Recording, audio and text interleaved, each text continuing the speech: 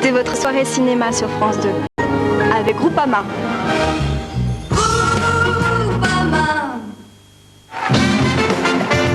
Samedi 28 février, en direct du Zénith de Paris, France 2 vous invite aux Victoires de la musique 2009, présentées par Nagui. C'est que du bonheur. Pour élire votre groupe ou artiste révélation du public de l'année, 2 possibilités.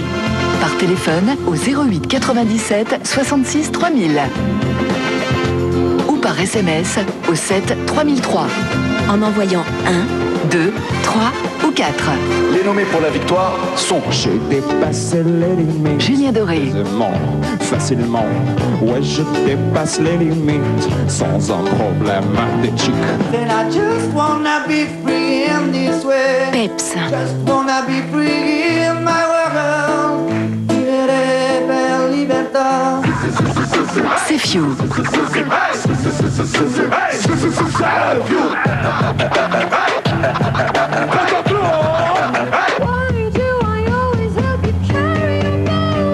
The Do.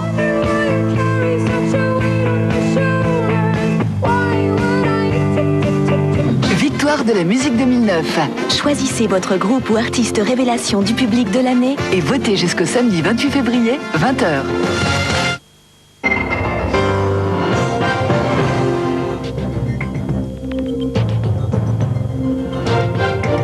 Bas salaire après 5 jours d'intenses négociations. C'est la première fois qu'il y a un accord interprofessionnel sur les salaires qui se négocie dans un contexte particulier. Moi, je suis déterminé à mettre tout le poids de l'État pour que les 2 partenaires concernés, c'est pas l'État qui est en cause, ce sont 2 partenaires, d'un côté les syndicats, de l'autre les entrepreneurs, arrivent à se mettre d'accord. Le texte doit encore être soumis au feu vert de Matignon. Yves Gégaud est rentré ce dimanche à Paris pour rencontrer François Fillon. Ce départ n'était pas prévu, il a provoqué la colère des syndicats qui parlent de mépris le plus total. Le préaccord prévoit notamment une augmentation de 200 € pour 45 000 salariés à faible revenu ou encore un complément de RSA pour les salariés à temps partiel. Coût estimé de ces mesures, 108 millions d'euros. Pour y faire face, le patronat souhaite maintenant voir ses charges diminuer. L'avancée est significative, pour autant, les manifestants continuent la mobilisation. Ils étaient encore des milliers aujourd'hui dans les rues de Pointe-à-Pitre. Même slogan et même colère en Martinique. Depuis 3 jours, l'île est à son tour totalement bloquée. Les Martiniquais protestent eux aussi contre la vie chère. Les riches restent riches et les malheureux deviennent encore plus malheureux. Alors il faut que ça s'arrête. Là, ça devient de plus en plus grave. On ne peut pas acheter un produit avant qui coûtait presque rien à un prix exorbitant, c'est incroyable. Les méthodes utilisées sont les mêmes que chez les voisins guadeloupéens. Une dizaine de grandes surfaces ont été obligées de fermer leurs portes. Une réunion entre syndicats et patronat vient de débuter pour tenter de trouver rapidement une issue à la crise.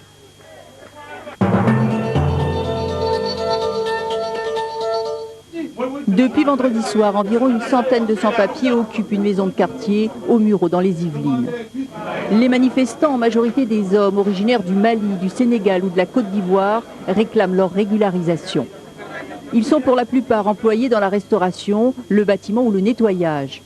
Ils veulent des papiers pour ne plus vivre dans la clandestinité. Ça fait 9 ans, donc en tant que demandeur d'asile, on fait que recours, examen, ainsi de suite. Je suis toujours sans papier, qui vit en France, qui travaille, qui cotise, qui fait tout, et qui n'a pas de papier. 350 se sont